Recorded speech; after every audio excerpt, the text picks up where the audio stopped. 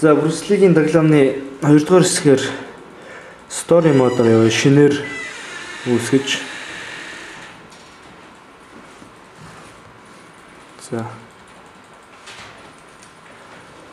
За эхлээд нэг comic mark-ийн ярианууд гарна.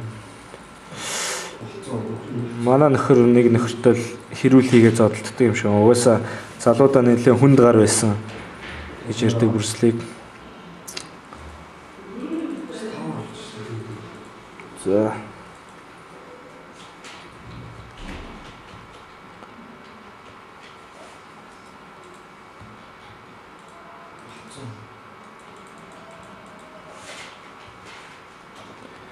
тэгээд зодтолж байгаа тэр нэг үйлдэл олон хийгээд байвал өрсөлдөгч чинь яг юу хийж байгааг ч ойлгочдөг. Тэгээд яг тэр үйлдэлээ дахин хийгээд байвал тэрний чи эсрэг үйлдэл хийх хамгаалах гэх мэт үйлдэлүүд хийд юм байлээ. Тэгэхээр бас нэг юм байн хийх хэрэггүй.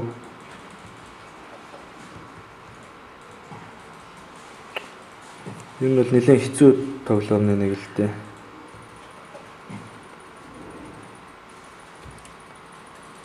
За хожигдж байгаа харагдах юм да.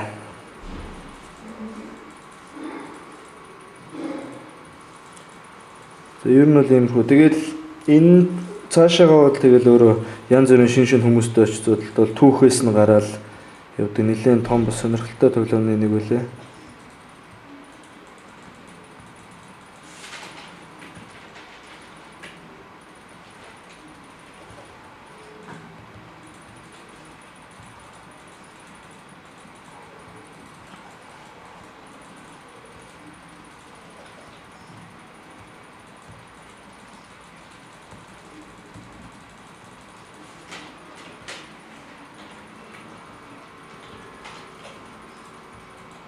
За харж байгаа дан дээгүр цохиод ивэл дээгүр хамгаалт аваад эхэлнэ.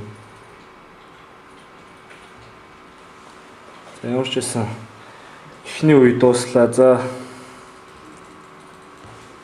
ингээд цаашаа явбал энэ нөхрөндөө багштайгаа уулзуулъя гэдээ авч явбал багш дээр нь очдог. Эхний үед бол энэ өвгөн багштай зодтолтод бол баг дийлэх шанс байдгүй юм билээ. Баг заавал зодуулдаг. Тэгээд зодуусны дараа өөрийнхөө шав болгож авдаг юм билээ. Тэгэл тэрнээс хойш жинхэнэ түүх нь эхлэндээ. Ер нь бол баг энэ өвгнийг цохиход хүртэл асар хэцүү.